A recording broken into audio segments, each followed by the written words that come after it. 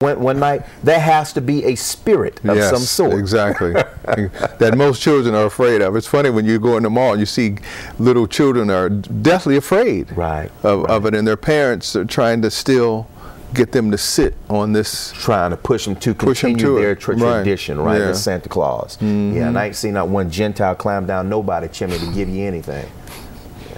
Another Christmas sky rider, Santa Claus. But for now, staying inside became the smartest choice at this frightening time of the year.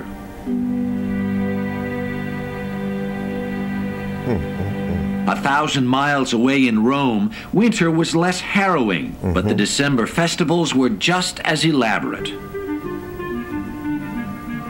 1 week before the winter solstice, Romans began celebrating Saturnalia, a month-long orgy of food and drink. Named for the god Saturn, which meant plenty, Rome's established order was turned on its head during this wild, delirious time. The Saturnalia celebrations were certainly times of revelry, of turning the social order upside down, of having the master pretend to be the slave and the slave pretend to be the master, sort of a time out of time in which one could celebrate a kind of disorder in the universe. One of the holiday's important feasts was Juvenalia, which celebrated the children of Rome. Okay, Elder. Juvenalia, a part of the Christmas celebration that they have today, is to acknowledge the children. Yes. All right. What we're going to show you in this program, people, is that all of your holidays, we're only going to deal with the most recent holiday, and that is Christ's Mass, Christmas. Okay. And what we're going to do is we're going to show you how paganistic it is.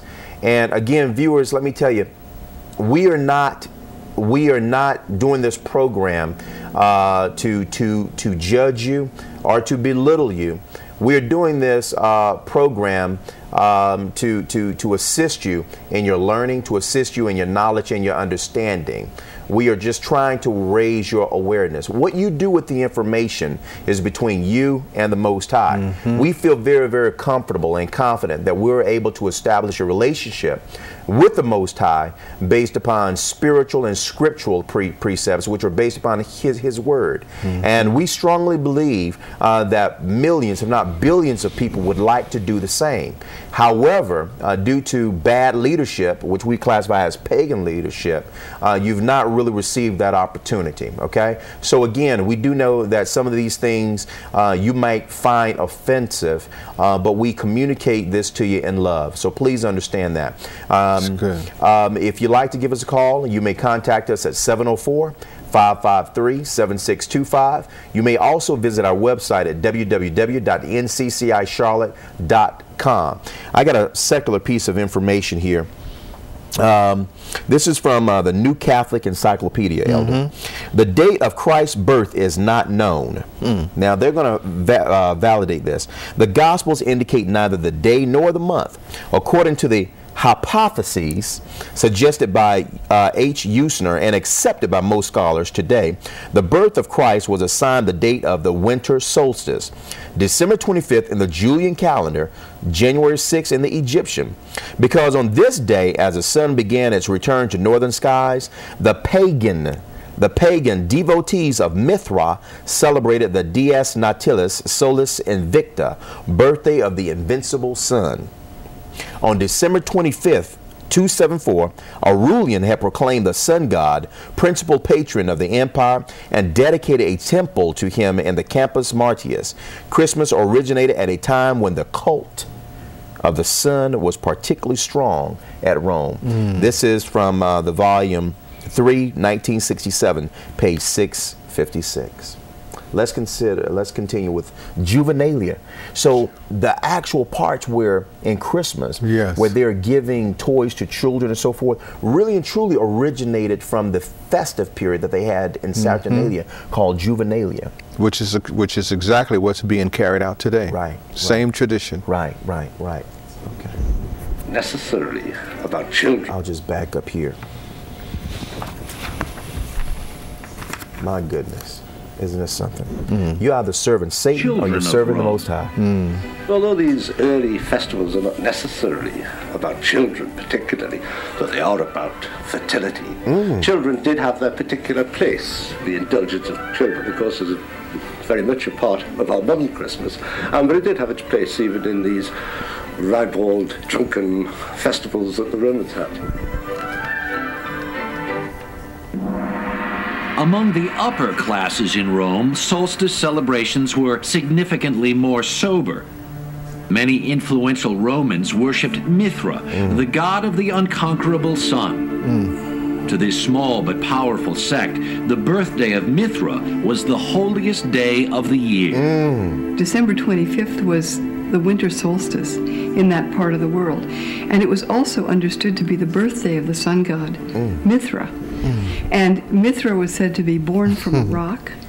Shepherds came to worship him as he was an infant god born out in that pastoral place in the fields.